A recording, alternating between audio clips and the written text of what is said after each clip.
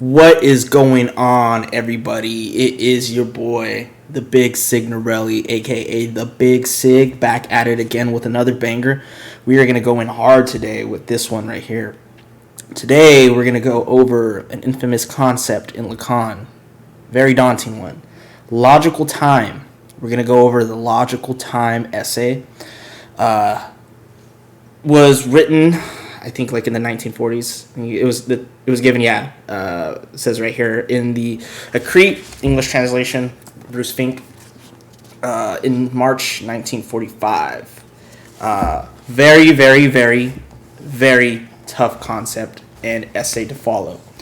So the gist of it, before we dive into the text, is it is a thought experiment that Lacan brings forward to us to show, the way that formal logic fails, and also in this scenario, which is emphasizing a time that is, I guess you could say, more punctual, retroactive, than something of like, time as far as like chronology,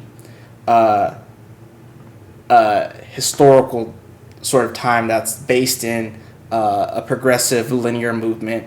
It has nothing to do with like time in physics.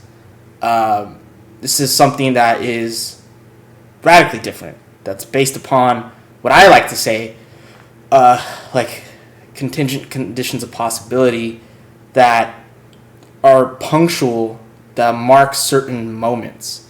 And we'll get to understand what that means in the text. But this is something that, at least in the way I try to understand, a fellow friend of mine, y'all know Lectures of Lacan, Samuel McCormick, described this as kairos, as the Greek term, which is a different type of time from chronos, chronology. Kairos is, again, the marking or inscribing of a time to develop a myth of origin. It's not a legit past event or past time. And it becomes important for analysis in what Lacan says in Seminar 1 of the restitution of the subject's history, right? The subject presently working out their history through signifiers that, in the right time, construct a scene for the origin, for something that marks the subject's truth, that spawns the subject. And we're talking about the split subject that creates the signifying chain, that marks the desire. But enough of that. We'll get into the gist of this logical time essay. So, Lacan sets up the thought experiment with three prisoners. You have a prison warden that comes in and says, for whatever reasons that I can't disclose to you, I'm going to let one of you free. And to make it interesting, you'll find out which one of you is going to be free. I have 5 discs, color discs. They're 3 white and 2 black. One of you will have the black ones, and you will decide amongst yourselves using your own deduction, without speaking to anybody, no talking at all, just by looking around the room and at each other, which one of you has the discs, and then you will come up to me and explain how you came to your conclusion. The trick of this logical problem, this thought experiment, is that the black discs, are not put in there at all.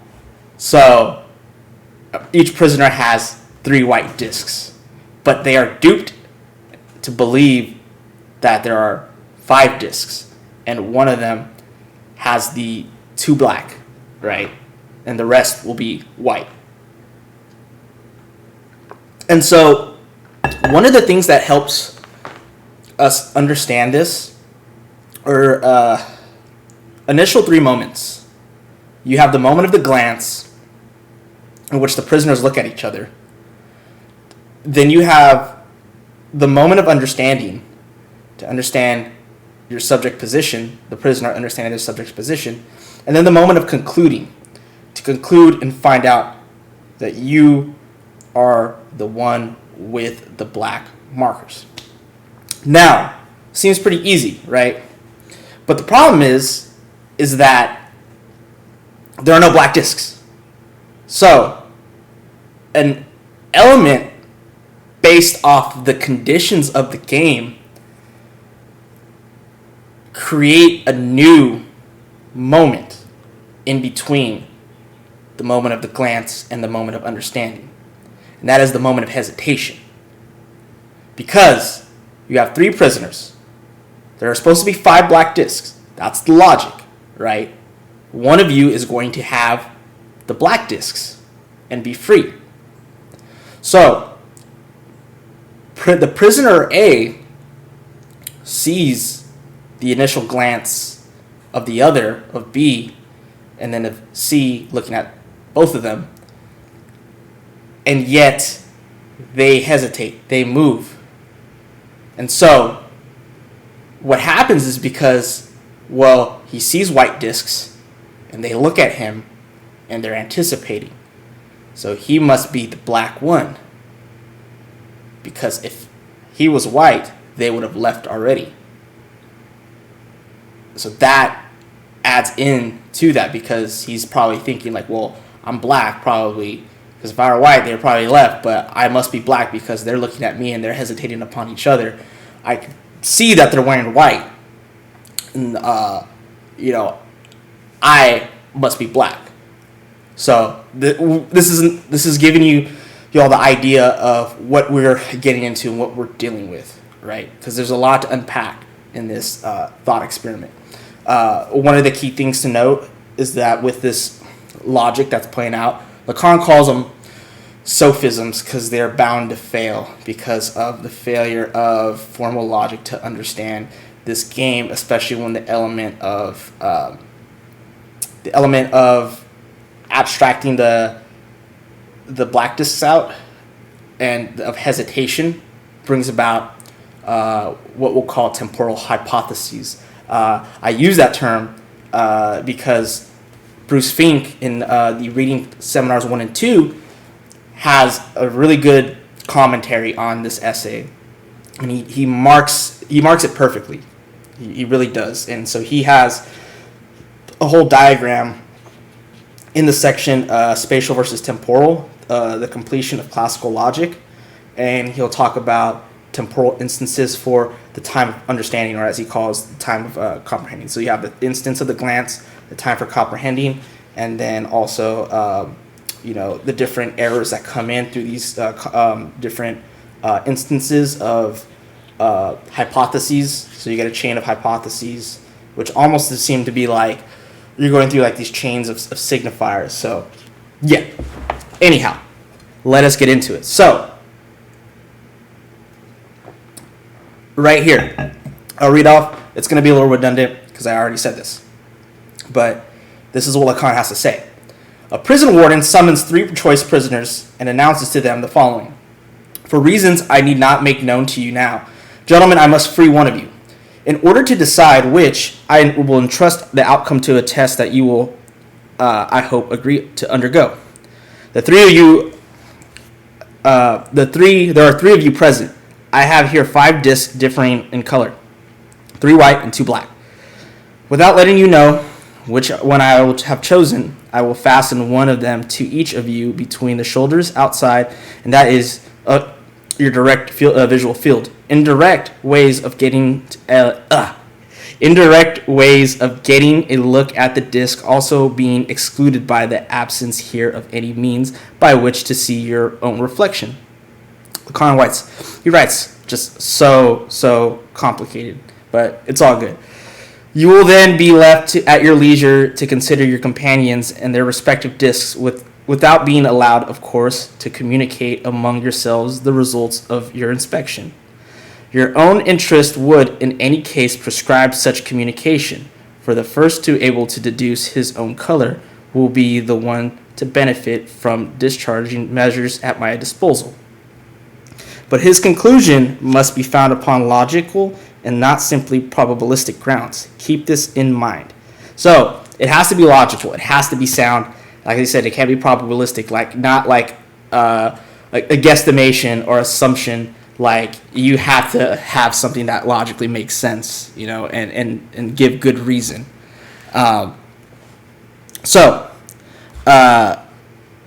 He says, this having been agreed to, each of our three subjects is adorned with white discs, not use being made of the black ones, of which there were, let us recall, two. So they're not used at all, as I explained in the beginning. How can the subject solve the problem? So Lacan sets up the perfect solution. After having contemplated one another for a certain time, the three subjects take a few steps together, passing side by side through the door. Each of them separately furnishes a simple response which can be expressed as follows. I am a white, and here is how I know. Since my companions were whites, I thought that I had been a black. Each of them would have been able to infer the following. If I too were black, the other would have necessarily realized straight away that he was a white and would have left immediately. Therefore, I am not black, and both of you would have left together, convinced they were white. As they did nothing of the kind, I must be a white like them. At that, I made for the door to make my conclusion known. All three thus exited simultaneously, armed with the same reason for the concluding. So now we get into understanding what he calls the sophistic value of the solution. Now I kind of want to go back to what Bruce Fink has to say right here. He says, the first thing which should be noted is that the sophism, as Lacan calls it here, is not a sophism in the strictest sense of the term. A sophism is a specious but fallacious argument.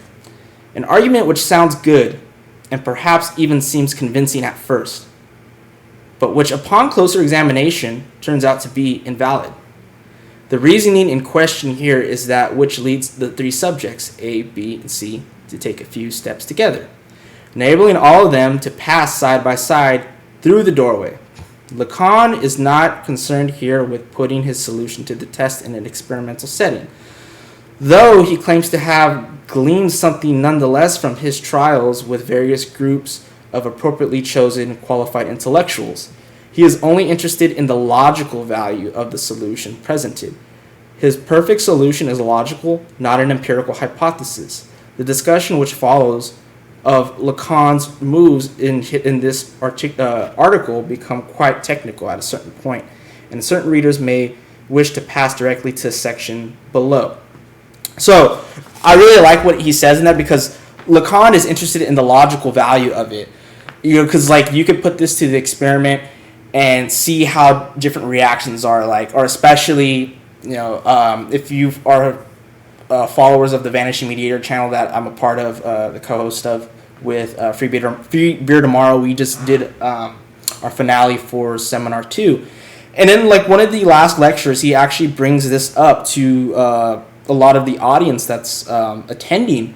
And you get a lot of people that are new to these lectures, a lot of analysts and different clinicians in the field of psychology, psychiatry, and they're very skeptical of what Lacan has to say, because Lacan is very polemical at times. He's very witty. He's very provocative when he speaks.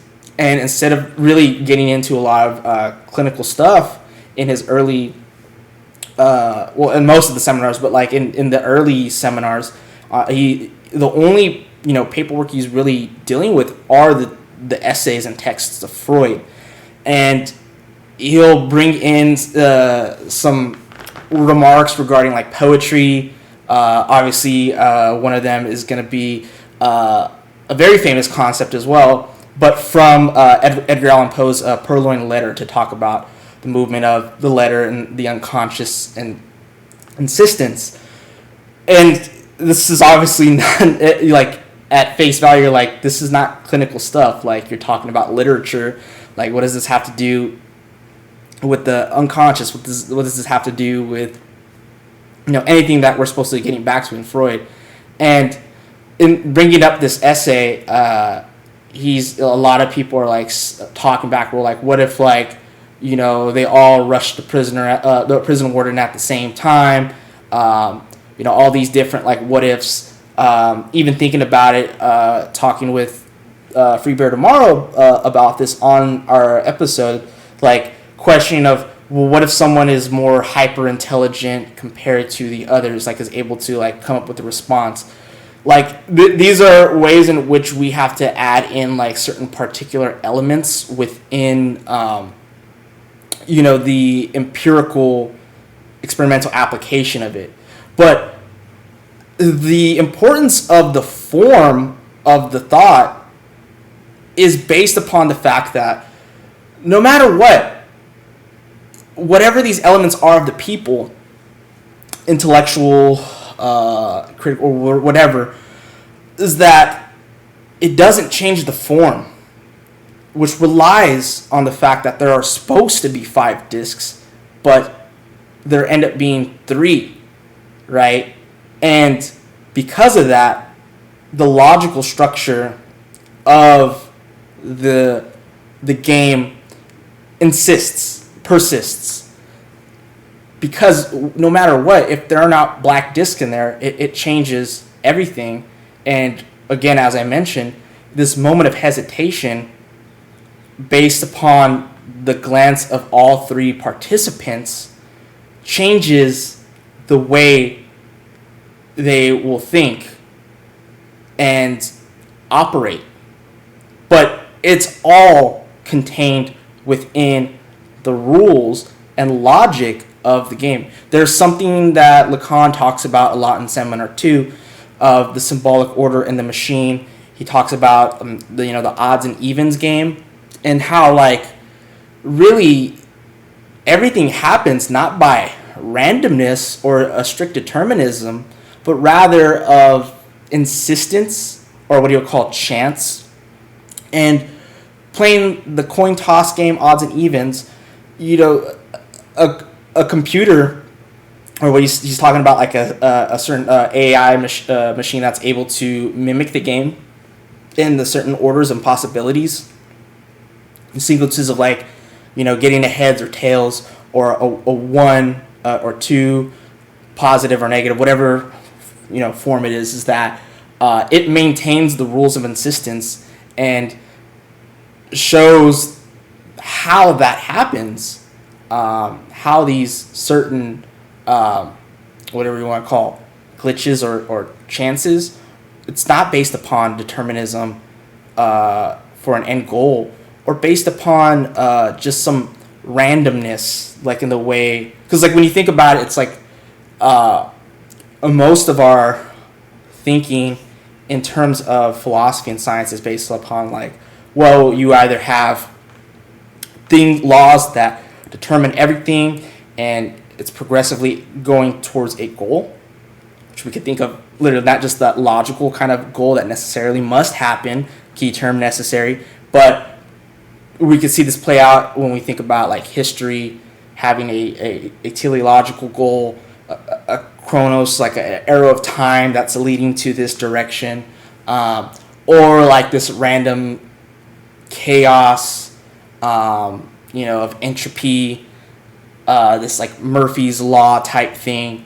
No, what we get is symbolized by this moment of hesitation, rather something of, paradoxically, necessary contingency and possibility. This is something that even Zizek will talk about, in his reading of Hegel. Hegel's really, Zizek, and For They Know Not What They Do, talks about the quadruplicity of, I think it's like necessity, contingency, possibility, and I think it's impossibility. I may be wrong about that, but I think that's how the triangle or the quadruplicity thing goes. But the point being is that within this, it creates a time that is again, punctual, logical, in the sense that we're dealing with a logic, but a logic that is more insistent rather than necessary, rather than it being a determinism. I brought it up right here. It is necessary, impossible, possible, and contingent. And ultimately, these things that happen at, a right time for that thing. Okay? But let's get back into this. So, can this solution, which presents itself as the most perfect, of which the problem allows to be obtained experimentally? I leave to the initiatives of each task of deciding. Not that I would go so far as to recommend putting it to the test in real life, even though our era's antinomic progress has, it seems for the time now, been putting such conditions within the reach of an ever greater number. Indeed, I'm afraid although only winners are foreseen here, practice may well diverge considerably from theory. Moreover, I am not one of those recent philosophers for whom confinement with our four walls merely helps us attain the ultimate in human freedom. But when we carry out under the innocent conditions of fiction, the experiment will not disappoint those who have not lost all taste for surprise. I guarantee it. I will perhaps turn out some of the scientific value to the psychologist, at least, if we can trust what seems to me to result from having tried it with various groups of appropriately chosen qualified intellectuals, a very peculiar misrecognition on the part of these subjects of the reality of the other people. My only interest is in the logical value of the solution presented. We just talked about that with Fink, so Fink knows what's up. I consider it, in effect, to be a remarkable sophism in the classical sense of the term. That is, a significant example for the resolution of the forms of a logical function at the historical moment at which the problem these forms raise present itself to philosophical examination. The story's sinister image will certainly prove to be contingent, but to whatever degree my sophism may seem not irrelevant to our time, its bearing the sign in such images is no way superfluous, which is why I have preserved here the trappings with which it was brought to my attention one evening by an ingenious host. So yeah, he was apparently told of it by like a host that brought him over for dinner, and then he like really loved it, and so like he's just like, all right, bet, now I'm gonna apply this to my theory. Now let's discuss this sophism. Every sophism initially presents itself as a logical error, and a first objection to this sophism can easily be formulated. Let us call A the real subject, who concludes for himself, and B and C those reflected subjects upon whose conduct A founds his deduction. One might object that since B's conviction is based on C's expectative, the strength of his conviction must logically dissipate when C stops hesitating, and reciprocally for C with respect to B. Both must remain indecisive. So we need to talk about the whole moment of the hesitation and the constant back and forth of that between B and C, because it's like we're trying to see it so far from prisoner A's perspective.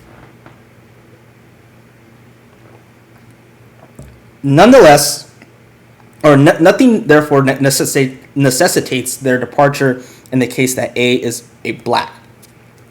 Consequently, A cannot deduce that he is a white. To this, it must first be replied that B and C's whole cogitation is falsely imputed to them. For the only situation which could motivate it, the fact of seeing a black is not in the effect of the true situation. What must be discerned here is whether, supposing the situation were the case, it would be wrong to impute this logical thought process to them. Now, it would be nothing of the kind, for according to my hypothesis, it is the fact that neither of them left first, which allows each to believe he is a white. and their hesitating for but one instance would clearly suffice to convince each of them beyond the shadow of a doubt that he is white. For hesitation is logically excluded for whoever sees two blacks. So, if you see two blacks, there is not going to be a hesitation at all. And because of that, as I said, we have to keep this in mind. If there are blacks, everything makes sense. The fact that there are no blacks, and we just have white discs, means that the element of hesitation creates the indecisiveness between the participants. And how we pointed out that there needs to maintain that from the perspective that A is trying to deduce. But they can't deduce either or if they're black or white, but they see B hesitate between A, but also the constant hesitation between B and C, which leads to A to kind of ground themselves in the other's movement, and retroactively come back to a moment of comprehending and understanding, which will lead to the conclusion. And I find it interesting how this is something that he pointed is it's important that if the black discs were there, not only would there not be the element of hesitation, but someone would leave first to go tell the warden. But it's key to note that they all left at the same time. They left at the same time to go give their piece.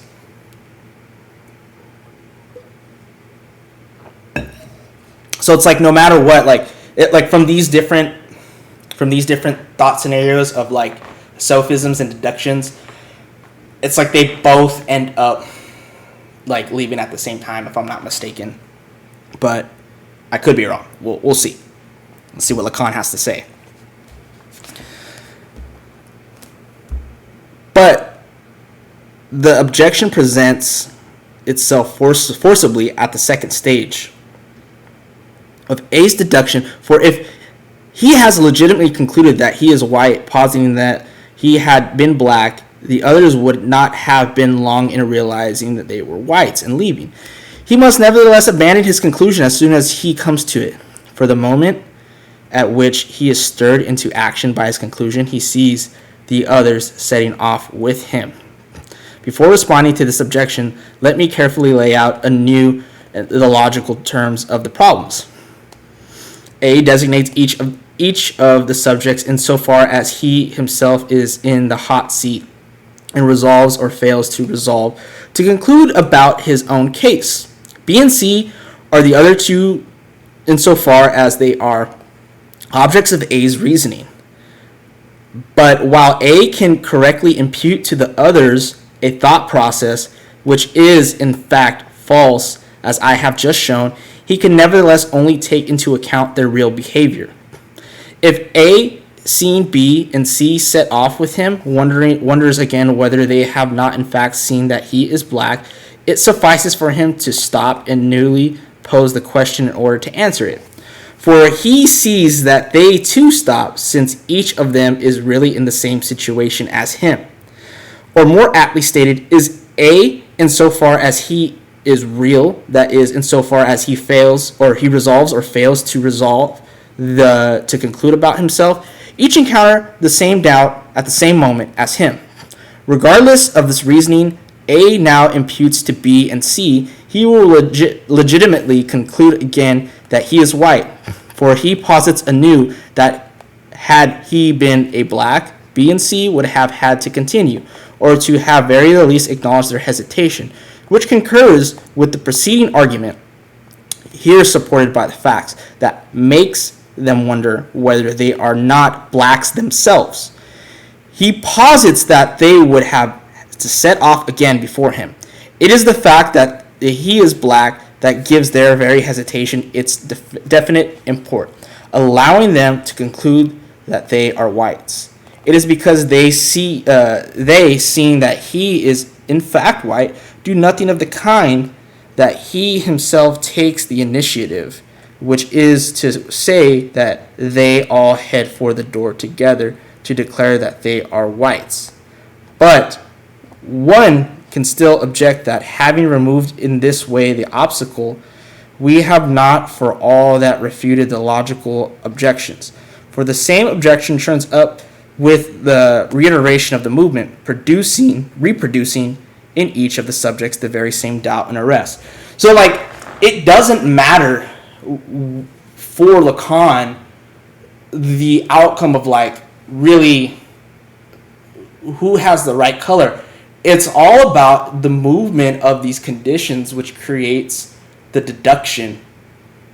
And as you were saying, it's like A just is a representative of anybody who initially has to make their deduction from the other two. The other two right there that, based upon, again, as I've stated, the constant indecisiveness that make him doubt whether he is white or he is black. But nonetheless, leaving together can make prisoner A believe that, oh, snap, maybe I'm not, maybe I'm not Gucci, maybe I'm not, the one with the sauce. But still, if he stops and tries to go back, the others will do so based upon their hesitation. So that is something that we got to keep in mind. That is continually creating this, sophism based upon no matter what sort of logical assumptions you can make, because of, let's call it, what is scansioned in this thought experiment of, like, what is absent, right? The black discs that create hesitation in between the moment of the glance, the moment of understanding, and the moment to conclude. So, the value of the suspended motion in process. Let's take some coffee real quick. That's my moment of hesitation. Hesitation to read, so I need coffee. Actually, let's take another sip. All right. Time for the moment of understanding. No, I'm just kidding. The value of the suspended motion in the process. It is justifiable to integrate into the sophism two suspended motions which have thus made their appearance. In order to decide, we must examine their role in the solution of this logical problem. In fact, they take on this role only after the conclusion of the logical process, since the fact that they suspend evidences this very conclusion. One thus cannot object on the basis that they bring into the solution an element external to the logical process itself. Their role, while crucial to the carrying out of the logical process, is not that of experience in the verification of an hypothesis, but rather that of something intrinsic to logical ambiguity. That's a bar right there. So he's about to list these sets of problems. For at first sight, the given of the problems would seem to break down as follows. So 1, 3 combinations of the subject's characteristic attributes are logically possible. 2 black, 1 white, 1 black, 2 whites, or 3 whites. Once the first combination is ruled out by what all subjects see, the question as to which of the other two is the case remains open.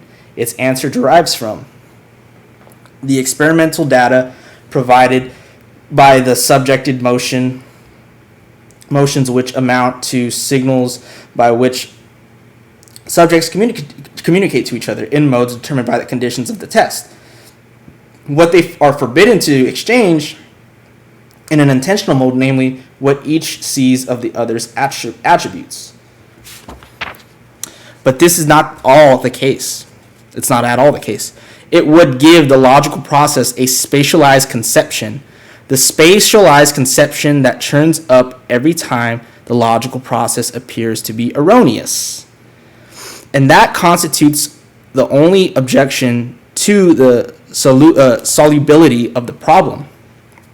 It is precisely because my sophism will not tolerate a spatialized conception that is present itself as an aporia for the forms of classical logic, whose eternal prestige reflects an infirmity which is nonetheless recognized as their own, namely that these forms never give us anything which cannot already be seen all at once. So I want to return back to Fink because he actually mentioned something perfect on the whole thing of, again, spatialized and temporal time, or spatial, just spatial and temporal. Where was it at? Where were you? Give me 1 second. But I like how he brought that up too in this section, like right before. Here we go. One of Lacan's interests in this article is to use his perfect solution to show up the deficiencies of classical logic.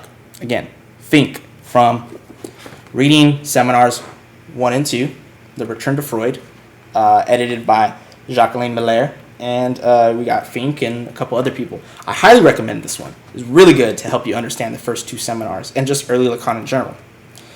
For the perfect solution by the end of the article remains a sophism only in the eyes of classical logic, any sophistic value. Any traces of fallaciousness that it might have seemed to possess at the beginning being dispelled by the end of those who lend credence to Lacan's arguments. It is not a perfect solution which is found lacking, but rather the very philosophical apparatus brought to bear upon it in judging its veracity. Classical logic never gives us anything new, anything beyond what we put into arguments in the form of premises. Its conclusion can be seen immediately in a single blow or in one fell swoop. To formulate Lacan's, I'm not even going to read that. Well, I'll try reading it, but it's a French. Vous du seul coup? Yeah, no. Y'all could roast me in the comments about, my terrible French, but nonetheless, we'll keep going. More literally sidestepping any allusion to time, it is from the very sterility of affirmity of classical logic's forms that their eternal prestige derives.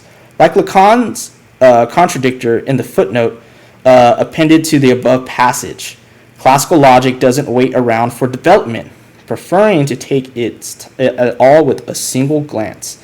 Maintaining this visual, spatial versus temporal opposition, Lacan writes, at first sight, on the face of it, or taken at face value, the givens of the problems break down.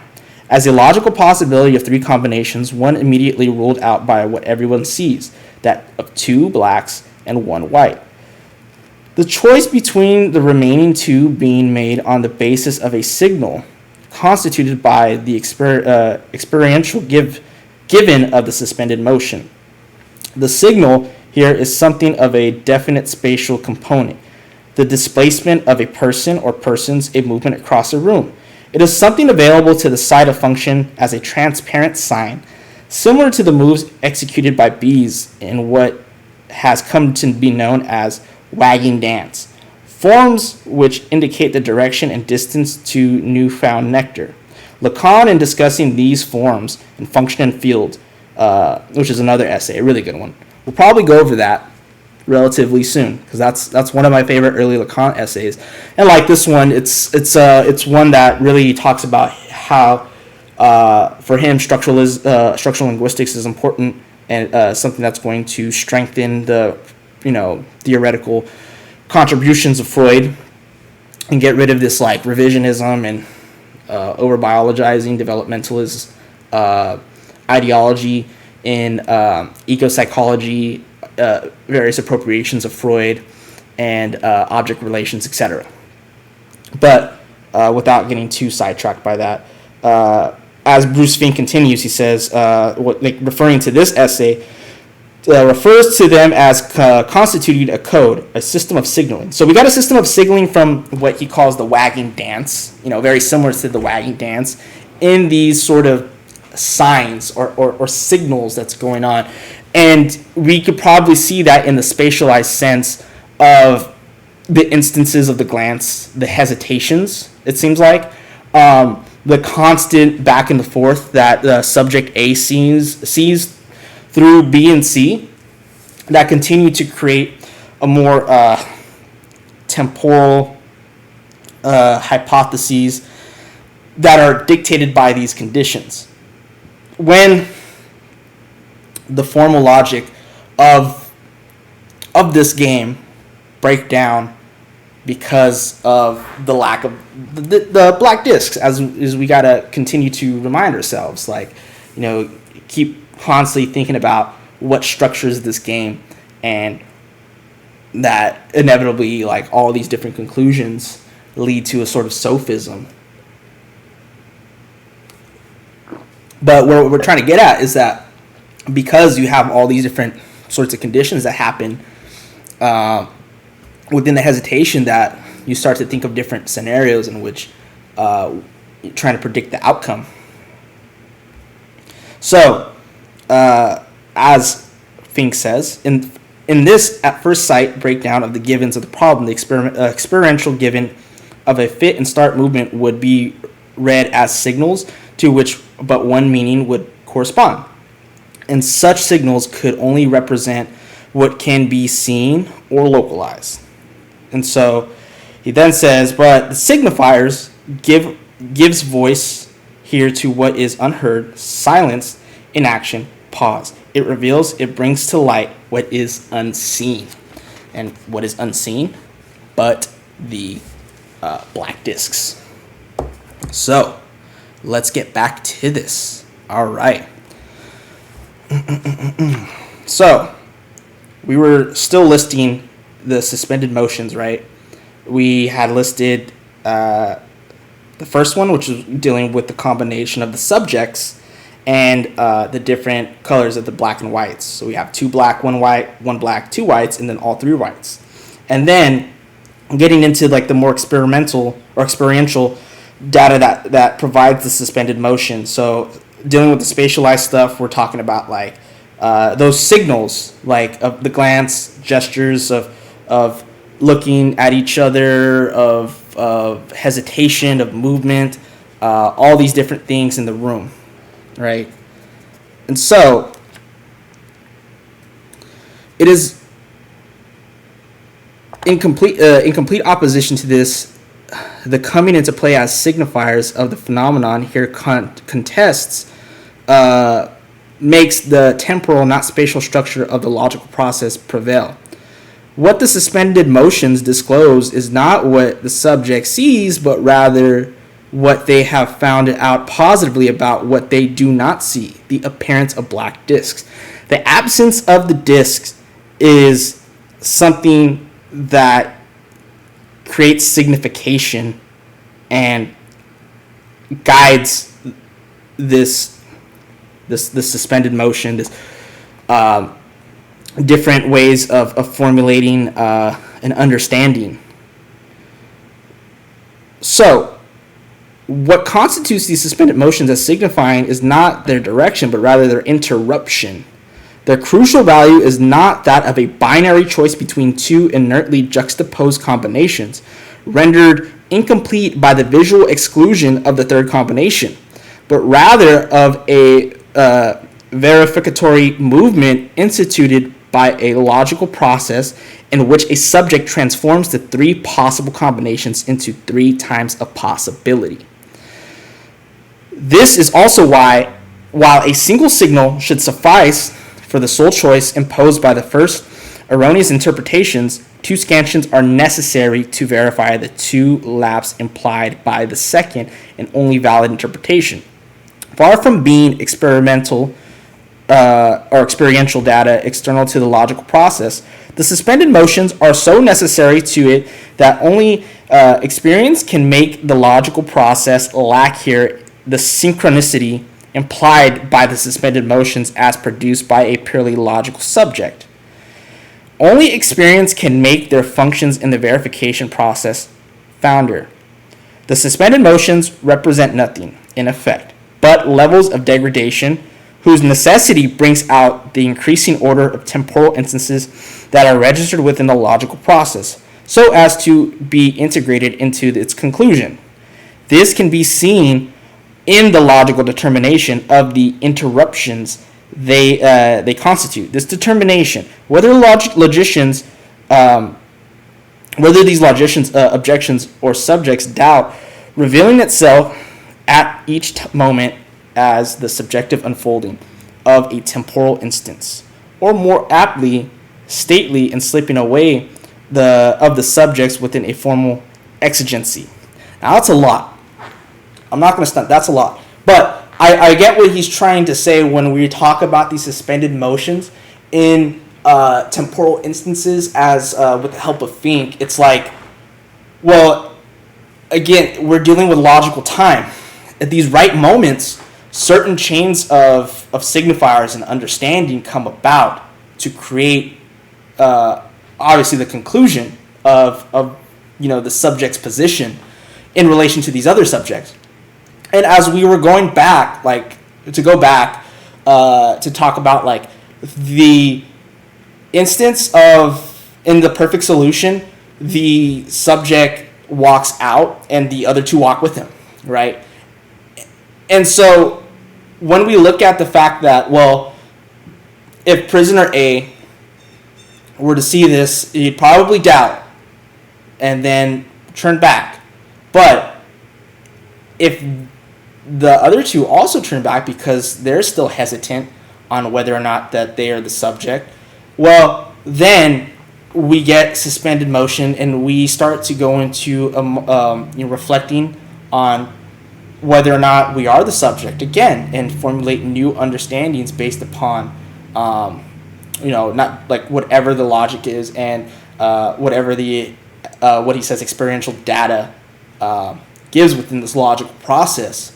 So we're dealing with something that comes out and is unfolded through the markings of these certain moments. And again, it's marked by the fact of the absence, signifying the absence of the black disk from my visual field.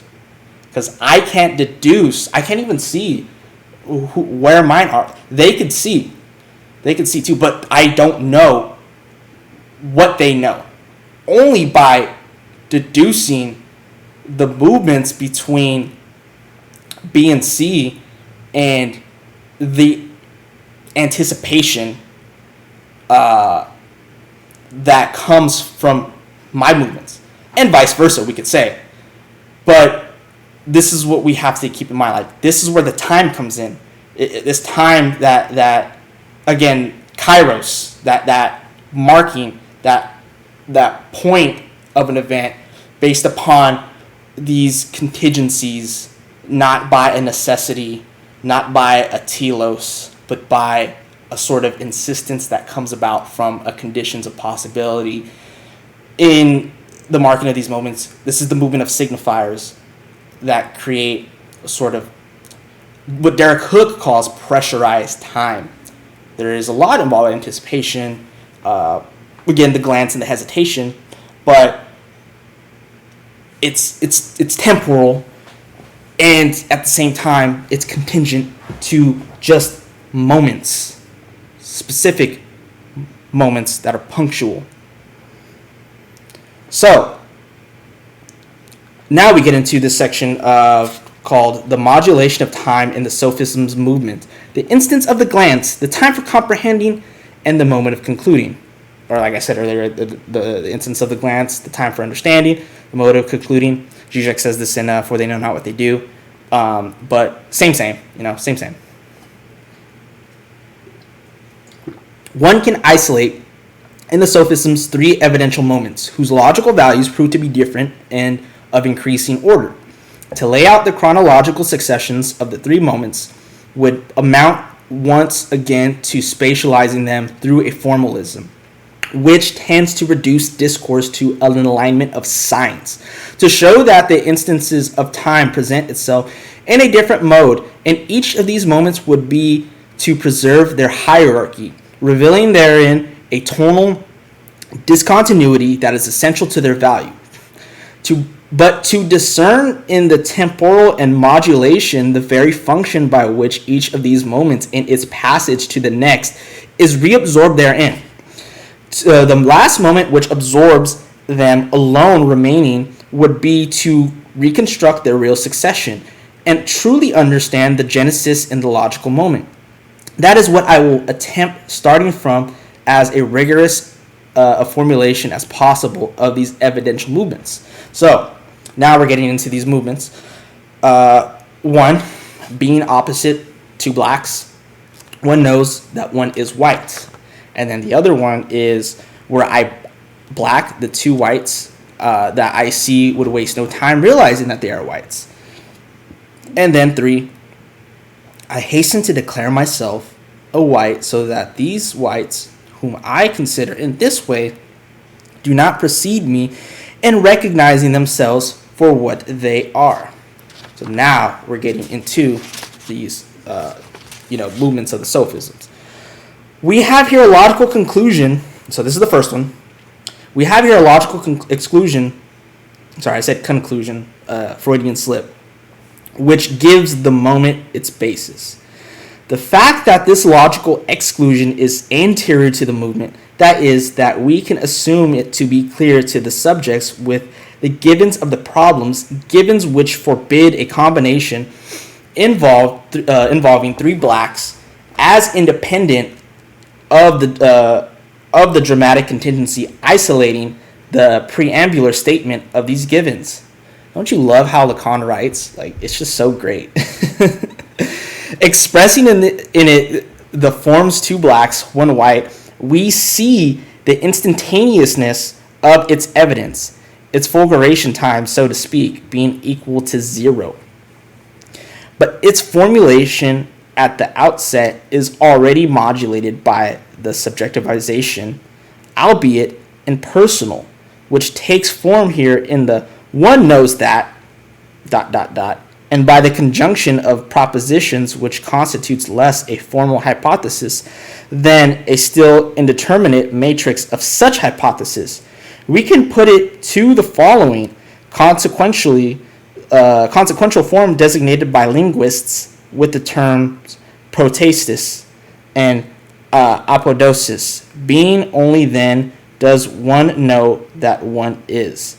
So only in these certain instances that you know what you are, right? And so in these movements, it's, as again, through these certain plays of signifiers, you start to formulate and know at that moment who you are. It's only in that moment. But if there's doubt, then you have to recollect again. An instance of time widens the interval so that the pre-given of the protastis or protastis opposite two blacks changes into the given of the apodosis. One is a white. The instance of the glance being necessary for this to occur. Into the logical equivalence between the two terms, two blacks, one white, temporal modulation introduces a form which in the second moment crystallizes into an authentic hypothesis, for it aims now at the real unknown of the problem, namely the attribute of which the subject himself is unaware. In this step, the subject encounters the next logical combination, and being the one only to one to whom the attribute black can be assigned, is able in the first place, or in the first phase of the logical movement, to formulate thus the following evidence. So we get into the second one. Were I a black, the two whites that I see would waste no time realizing that they are white. We have here an intuition by which the subject objectifies something more than the factual givens offered him by the sight of the two whites.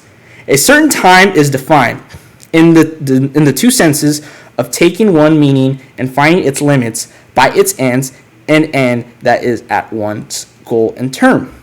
For the two whites in the situation of seeing a white in a black, this time is the time for comprehending. Each of the whites find the key to his own problem in the inertia of his semblable. The evidence of this moment presupposes the duration of a time of mediation or meditation that each of the two whites must ascertain in the other, and that the subject manifests in the terms he attributes to their lips as though they were written on a banderole. Had I been black, he would have left without waiting an instant. If he stays to meditate, it is because I am white. But how can we measure the limits of this time whose meaning has been thus objectified? The time for comprehending can be reduced to the instance of the glance, but this glance can include in its instance all the time needed for comprehending. The objectivity of this time thus vacillates with its limit. It means its meaning alone subsists along with the form it engenders of the subject, who are undefined except by their reciprocity, and whose action is suspended by mutual causality in a time which gives way due to the very return of the intuition that it has been objectified. It is through this temporal modulation, with the second phase of the logical movement, a path is blazed which leads to the following evidence. So right there, he states that there is an important point, like the glance is the time of everything to start. And within that glance is all the comprehension that one needs, like to deduce where the subject. This is the importance of the glance. And with that, it makes me wonder, just like, well, when we talk about, as he said, like, you know, if had I been black, he would have left without waiting an instant. If he stays to meditate, it is because I am white. So by looking and by, you know, taking a lot longer time to meditate on the situation, like these mofos are literally like zenned out. No, they're like literally like right there in a lotus, like deciding, you know, they're on their Alan Watts shit. But like who is the one with the right color, right? And so the play of both the glance and the time for comprehending, or was he saying he's like give a causality in time and bring forth the logical movement, and also because of the dependence of the glance and the other and the ability to comprehend within that time, gives a sort of objectified, I wouldn't say validity, but like objectifiable answer in that moment, right?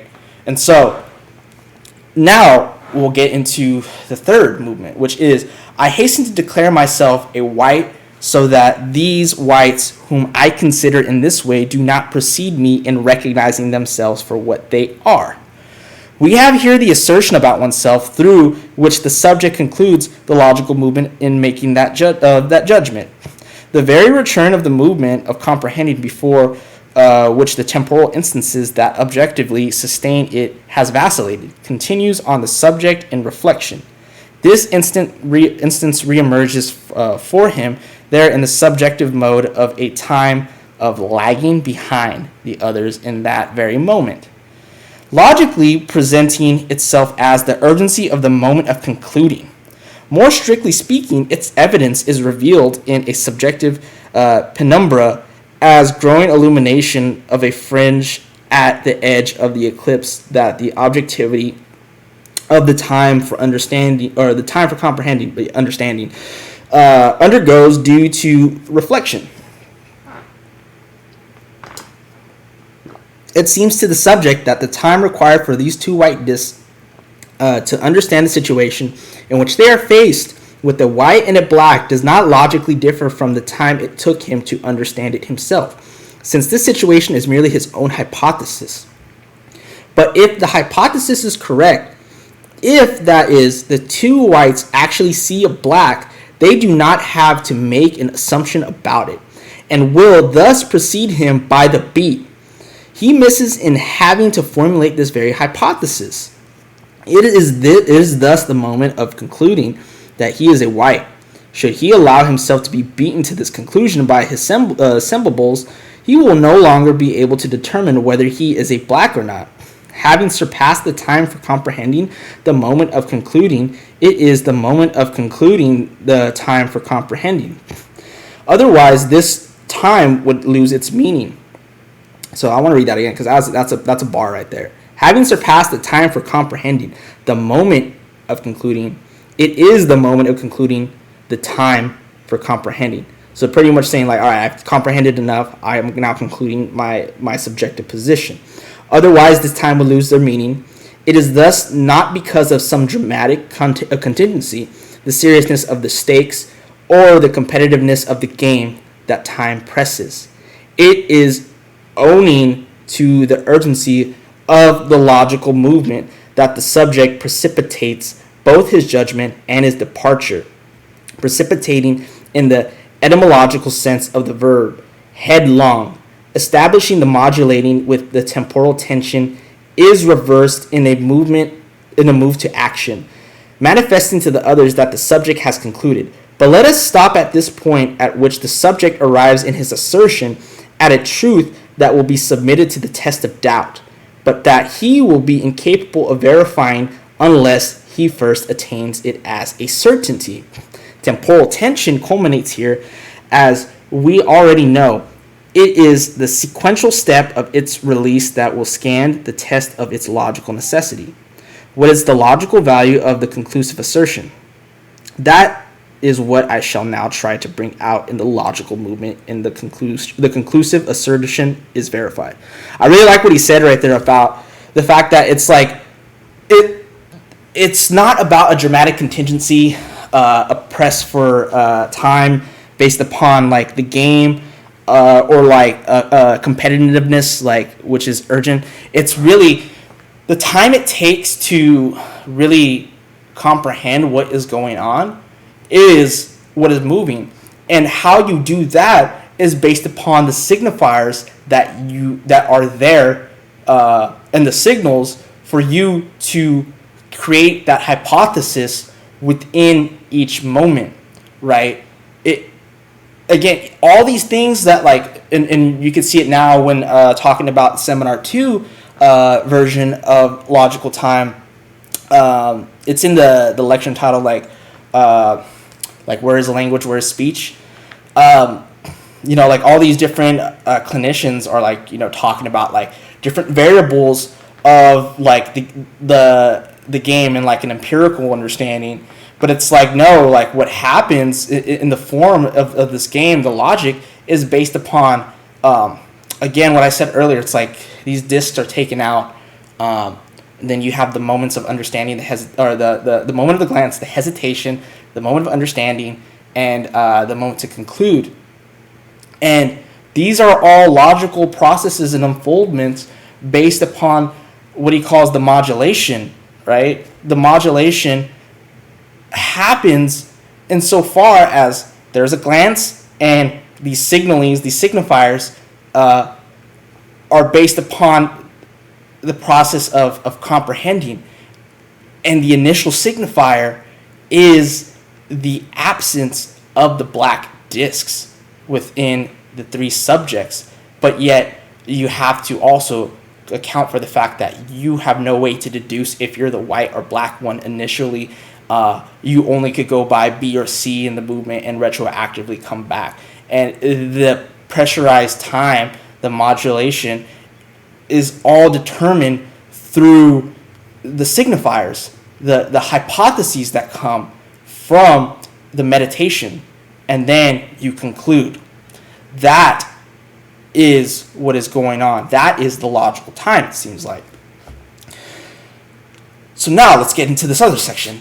We have temporal tension in the subjective assertion and its value manifested in the demonstration of the sophism. The logical value of the third evidential moment that is formulated in the assertion by which the subject concludes his logical movement seems to me to deserve deeper exploration. It reveals in effect a form proper to an assertive logic, and we must indicate to which original relations this assertive logic can be applied. Building on the propositional relations of the first two movements, apodosis and hypothesis, the conjunction manifested here builds up to a motivation of the conclusion, so that there will not be, quote unquote, a lagging behind that engenders error, in which the ontological form of anxiety curiously reflects in the a grammatically equivalent expression for fear that the lagging behind might engender error seems to emerge. So there's something in here that has to deal with where we talk about castration and anxiety of being cut off. And this ties into a lot of what Lacan is going to talk about in this entire theory of symbolic castration and anxiety, which pretty much has to deal with the neurotic structure. But we could resort back to our homie Fink and talk about a subject to castration in the moment of concluding. He points out that the approach Lacan adopts makes two aforementioned lines of inquiry besides the point in certain respects. A, B, and C are, regardless of what he sustains, anything but purely logical subjects.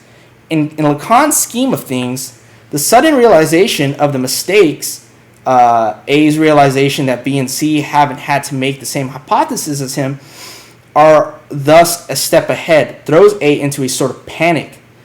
A senses that his previous conclusion that he was black was wrong, but not being terribly cool or level-headed at this stage of the game, believes that to hesitate now, to take the time to think things through, for example, would spell his doom. Thus, this moment of anxiety, logical thought is cast aside, if not altogether rendered impossible by the urgency of concluding. In a fluster, A feels that if he does not act right now, he will no longer be able to tell which way is up. He senses he will get entangled in his own reasoning, and that to hesitate now would be fatal. Lacan himself goes on to show that one, but only one, of the three prisoners could fail to jump to the conclusion that he is white at this particular stage in the game, and nevertheless corrects himself later, thanks to the two suspended motions yet to come, which is to say, the jig would not be up were A to hesitate at this point. He would not necessarily be irrevocably thrown into error. How are we to then account for this presentment of imminent confusion that precipitated act Lacan attributes to the prisoners? So, Lacan says, or Lacan's explanation has little, if anything, to do with a purely logical subject. As we are inclined to understand the expression, it concerns rather speaking beings subject to castration anxiety. Lacan's prisoners immediately plunge into error again in the schema. They make yet another false presupposition or supposition. So this subject to castration is something that speaking beings, are plunged to, and it's because of language, because of the fact that we try to symbolically orient ourselves within the field of language, within the symbolic order. This is because of, in later they will call like the name of the Father and all this stuff. But it seems like to the haste to conclude, because of hesitating, of taking too much time in fear of being left out, it's this instance of identity is at stake. But like identity, right, is always going to be the identity of the other, right? It's this relation to you and the other. But what quotes that is the other that is the effect of language, right? We talk about the big other and all that stuff, but that's what we're dealing with right here. So anyhow, let's get back to it. This form is undoubtedly related to the logical originality of the subject of the assertion. That is why I characterize it as a subjective assertion. The logical subject here being but the personal form of knowing subject who can only be expressed by I. Otherwise stated, the judgment would conclude that the sophism can only be borne by a subject who has formulated the assertion about himself. It cannot be imputed to him unreservedly by anyone else. Unlike the relations of the impersonal and the undefined reciprocal subjects of the first two moments that are essentially transitive, since the personal subject of the logical movement assumes them to each of these moments. The reference to these two subjects highlights the logical value of the subject of the assertion. The former, expressed in the one knows that, provides only the general form of the noetic subject. He can as easily be God, table, or wash basin. The latter, expressed in the two whites who must recognize one another, introduces the form of the other as such, that is, as pure reciprocity. So that's another thing. It's like there's supposed to be this reciprocity that's going on between the others and the subject that knows, the one that knows that ... right? And can only do so insofar as the others are kind of, in a sense, from my understanding, giving reciprocity as far as like signs that allow for deduction on the level of the subject in, contemplation, etc. Since the one can only recognize himself in the others and only discovers his own attribute in the equivalence of their characteristics, time, the I subject of the conclusive assertion is isolated from the other, that is, from the relation of reciprocity, by a logical beat. This movement of the logical genesis of the I, through a decanting of its own logical time, largely parallels its psychological birth. Just as, let us recall, the psychological I emerges from an indeterminate specular transitivism, assisted by an awakened jealous tendency. The I in question here defines itself through the subjectification of competition with the other in the function of logical time. As such, it seems to me to provide the essential logical form rather than the so-called existential form of the psychological I. The essentially subjective, assertive in my terminology, value of the sophism's conclusion is attested to by how uncertain an observer, for example, the prison warden oversees the game, would be faced with three subjects' simultaneous departure in trying to decide whether any of them has correctly deduced the attribute he bears. For the subject has seized the moment of concluding that he is a white due to the subjective evidence of a lag time which presses him on towards the exit.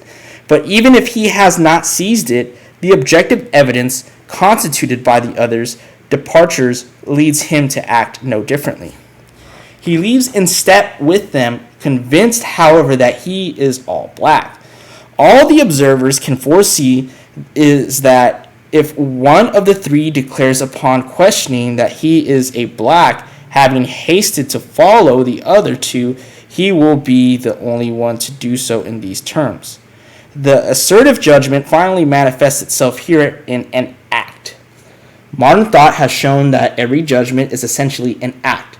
The dramatic contingencies here merely isolate this act in the subjects, the party movement.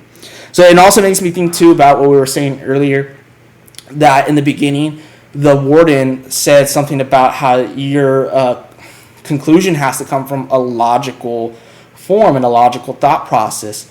There's no probabilities, right? You can't be assuming. It has to be concrete, logical deduction.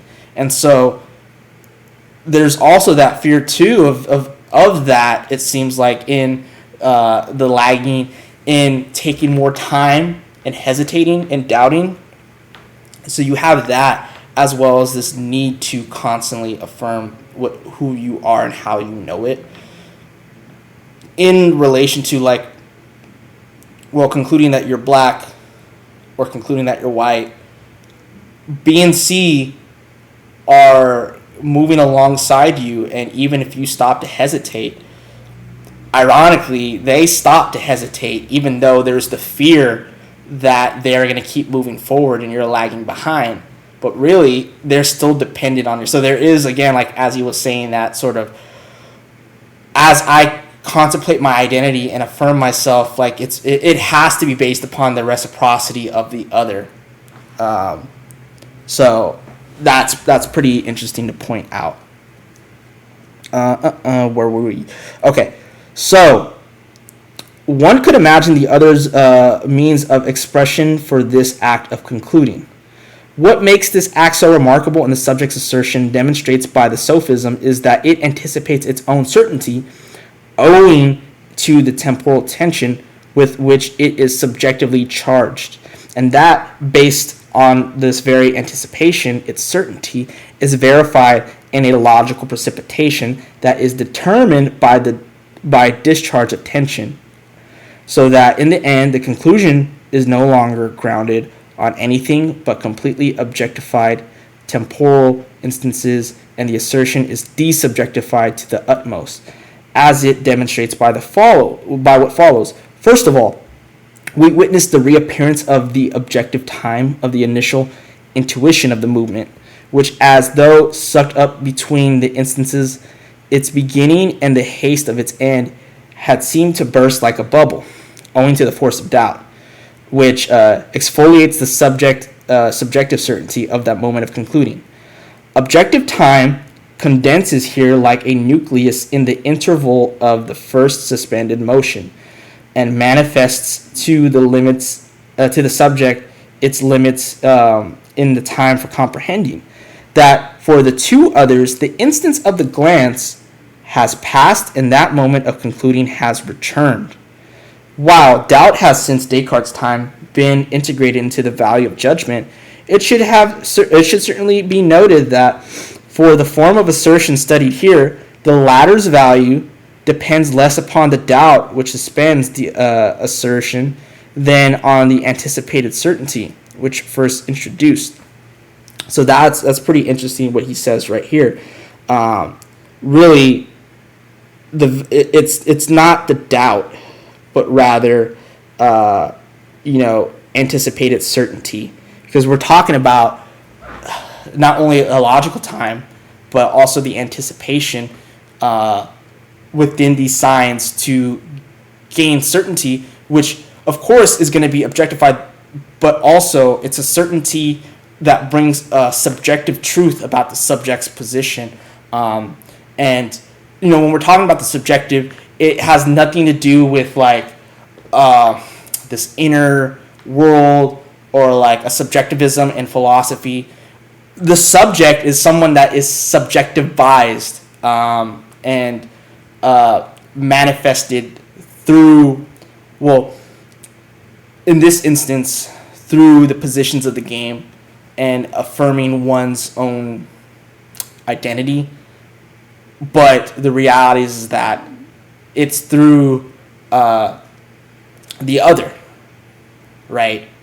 To say I am black, but only to do so out of this anticipation for reciprocity from the other, to constantly retroactively say, I know that I am this, I know that I am that, right? The truth is not certain within me from the start.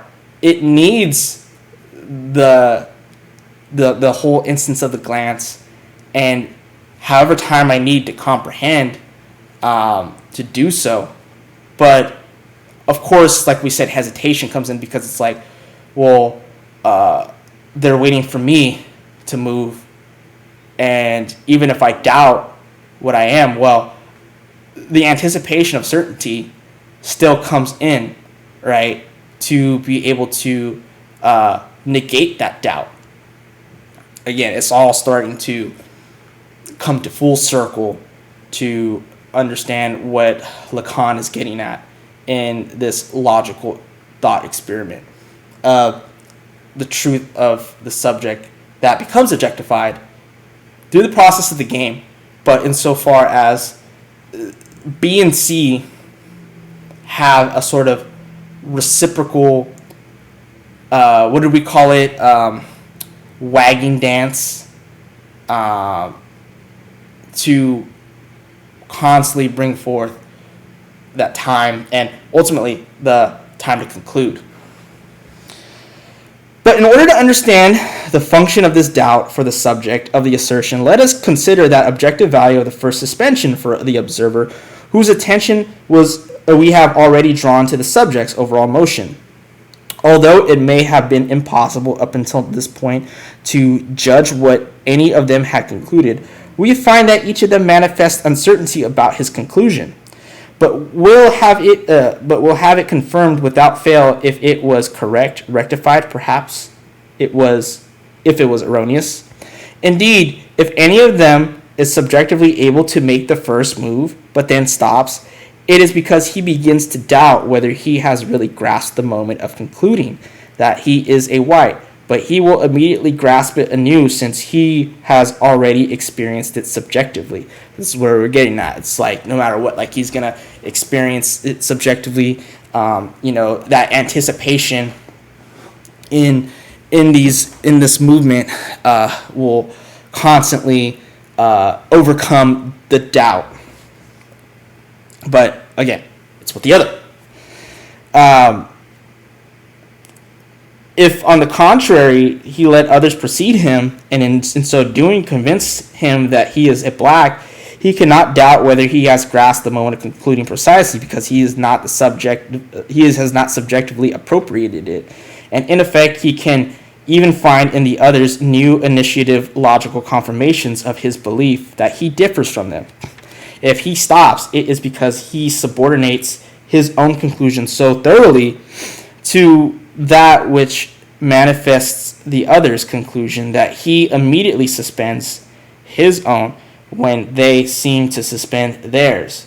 Thus, he doubts whether he is black until they again show him the way, or he himself discovers it, concluding this time that he is a black or that he is a white, perhaps incorrectly, perhaps correctly, the point remaining impenetrable to everyone other than himself.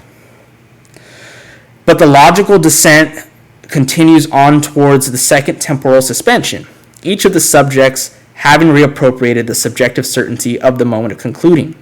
So that is where we get, is the appropriation of concluding is what brings us the knowledge, the subjective knowledge of who we are. So the moment of concluding can once again call into question. It is now sustained, however, by the already accomplished objectification of the time for comprehending, and its being called into question lasts but the instance of the glance. For the mere fact that the hesitation is not the other's first, but rather their second, suffices to put an end to his own hesitation as soon as he perceives theirs, immediately indicating to him as it does that he is certainly not a black. The subjective time of the moment of concluding is at last objectified here. This is proven by the fact that even if any of the subjects has not yet grasped it, it would nevertheless force itself upon him now.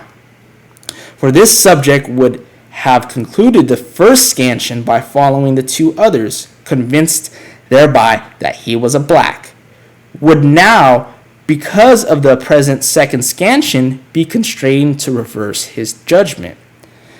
With the termination of logical assembling of the two suspended motions in the act in which they reach completion, the sophism's assertion of certainty is desubjectified to the utmost, as is shown by the fact that, according to our observer, assuming he finds the suspended motion to be synchronous for the three subjects, all three of them will indubitably declare themselves white upon questioning. Lastly, one can point out that at this time, if each subject can, when questioned, express in the subjective assertion which has given him a certainty as the sophism's conclusion, the certainty he has finally verified, stating it in these terms: I hasten to conclude that I was a white, because otherwise they would have preceded me in reciprocally recognizing themselves to be whites, and had I given them to the time to do so, they would have led me astray, which would have been my undoing. He can also express this certainty in its verification, which has been desubjectified to the utmost in the logical movement in the following terms. One must know that one is a white when the others have hesitated twice in leaving. So, these instances of concluding and subjectivizing and desubjectifying oneself based upon hesitation and based upon, the amount of time it takes to contemplate and then act. In its first form, this conclusion can be advanced as veritable by subject once he has constituted the sophism's logical movement, but can as such only be assumed personally by him, whereas in its second form it requires the logical descent verifying the sophism to be consummated by all the subjects. Although it remains applicable by any of them to each of the others, it is not even ruled out that one, but only one of the subjects might reach this second form without having constituted the sophism's logical movement, having simply followed its verification as manifested by the other two. Now, what we have right here is the truth of the sophism as temporalized reference of oneself to another, anticipating subjective assertion as the fundamental form of a collective logic. The truth of the sophism thus only comes to be verified through its presupposition, or to its presumption, so to speak, in the assertion it constitutes. Its truth thus turns out to depend upon a tendency that aims at the truth, a notion that would be a logical paradox, were it not reducible to the temporal tension that determines the moment of concluding. The truth manifests itself in the form as preceding error, in advancing slowly in the act that engenders its certainty. Error conversely manifests itself as being confirmed by its inertia and correcting itself only with difficulty by the following truths, conquering initiative.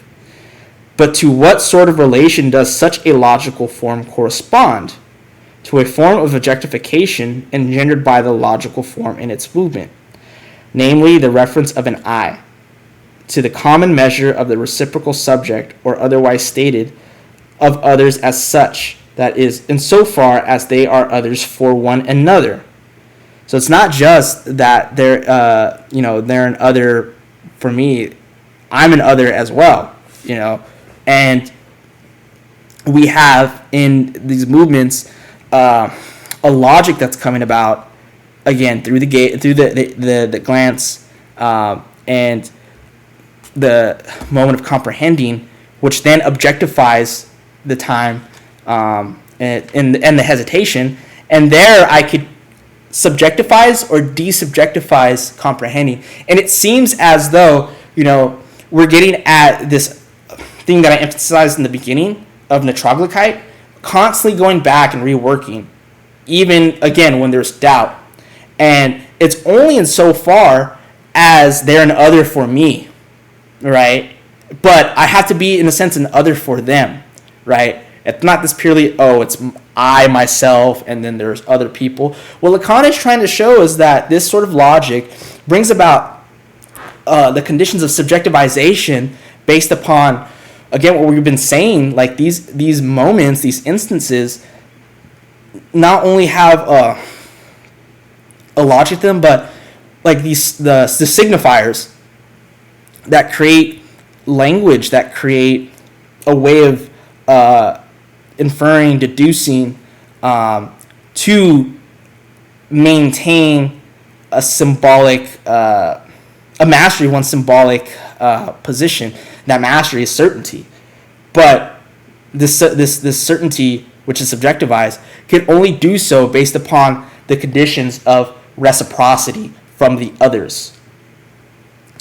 Only the slightest disparity need appear in the logical term others for it to become clear how much the truth for all depends upon the rigor of each. that truth, if reached by only some, can engender, if not confirmed, error in the others, and moreover that if in this race to come to the truth one is but alone, although not all may get to the truth, still no one can get there but by means of the others.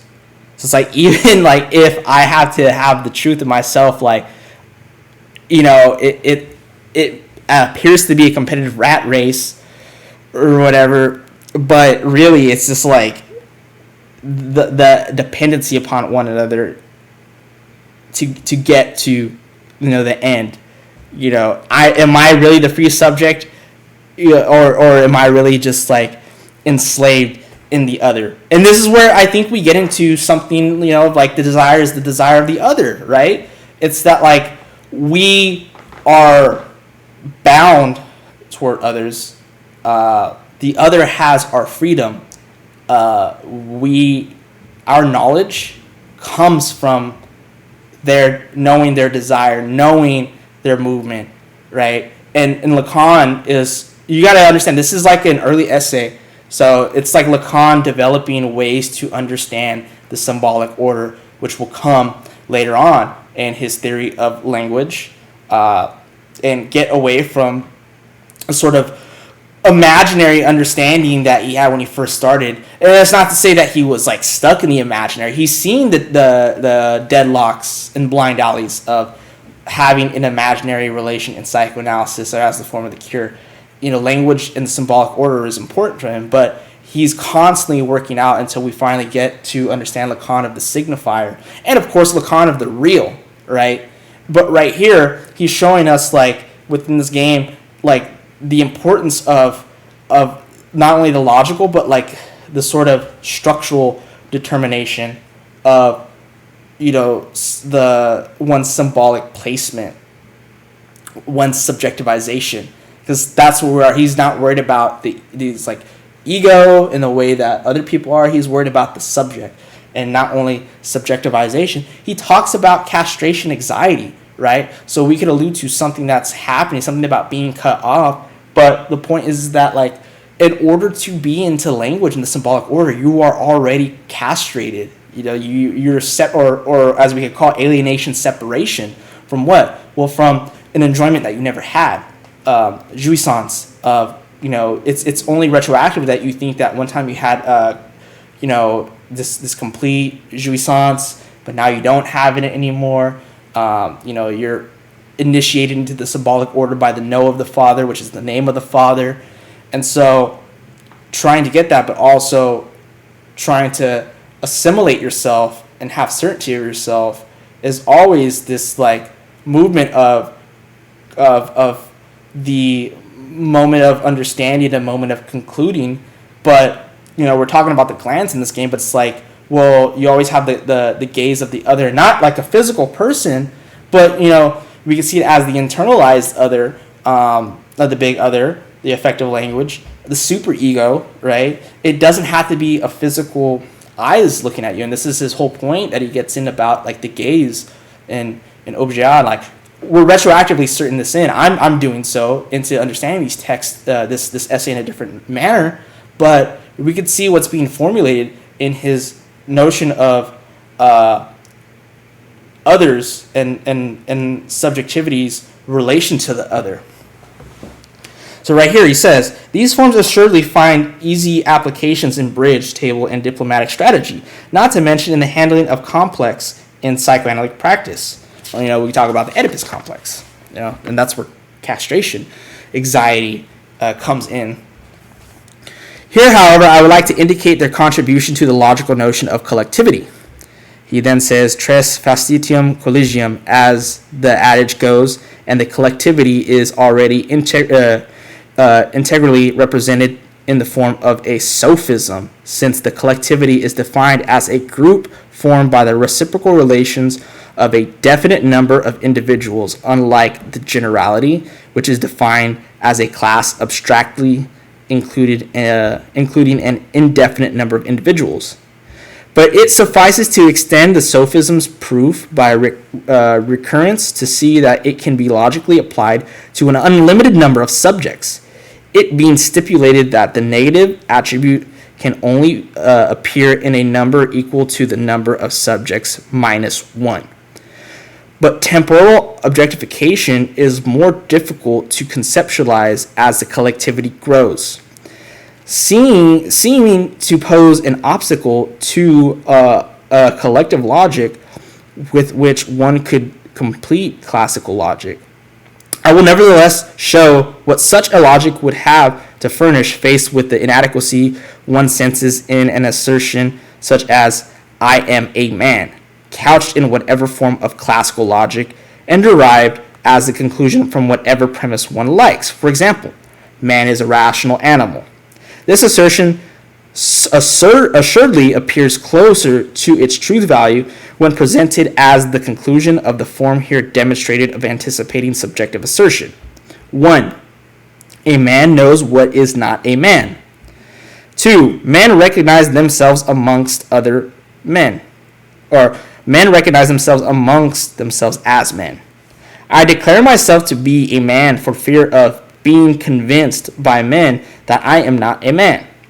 This movement provides the logical form of all human assimilation, precisely insofar as it posits itself as assimilative of a barbarism, but it nonetheless reserves the essential determination of the quote-unquote I.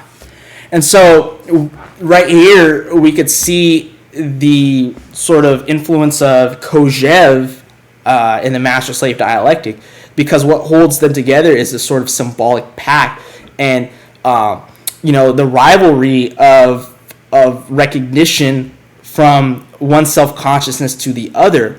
But what makes one the slave is a sort of risk of beating the other because it leads to death. But in the symbolic pact, it's a more of like not even death, but symbolic death, which, as he calls, it's castration anxiety, of not being considered a man, of being alien toward the other. So what we do is we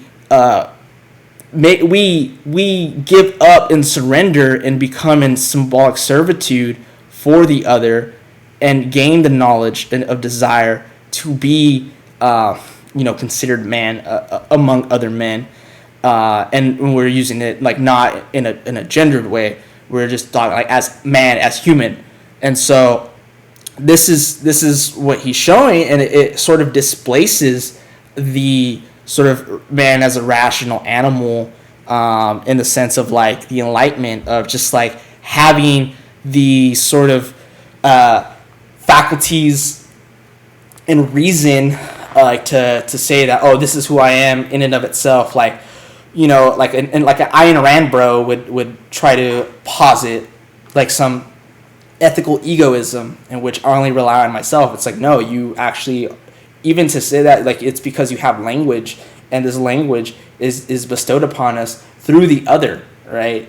And I mean, we're getting this in this like thought experiment, how like even though it's like one of you, it can be free and considered free, really the sophism is that this certainty comes about from again, hesitation, the glance, which relies on the other, and then hesitation, which then creates this movement of comprehending, this movement of understanding to conclude.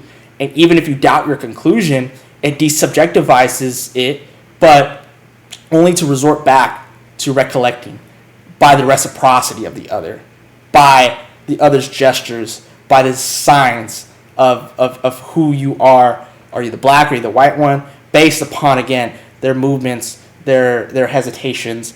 You may not know who you are, and you only do so. You gain your conclusion from the givens, the signifiers of the other. So definitely a very, very hard essay, and I can't believe that I did this. I think it was much better to do an exegetical like this than to get into the nitty-gritty details off the dome or whatnot. And again, this is an important essay, probably one of, besides like the Purloined Letter, this is probably one of his best for understanding the symbolic order and language. Of course, the function field is a good one, but like, all the stuff that Lacan was working with in his, his early career are still foundational for understanding his theory. It's definitely this one. And again, the Bruce Fink one is very, very good at breaking down systematically all the different notions that he's working with. But that is it, everybody. I hope you like this. I hope you liked me, seeing me struggle as I struggle for certainty in your reciprocity. So thank you all. Hope you all enjoyed it. Continue following. If there are any questions, confusions, maybe something that I said that was wrong, please drop a comment below. And other than that, enjoy y'all's symptom, everybody. Peace.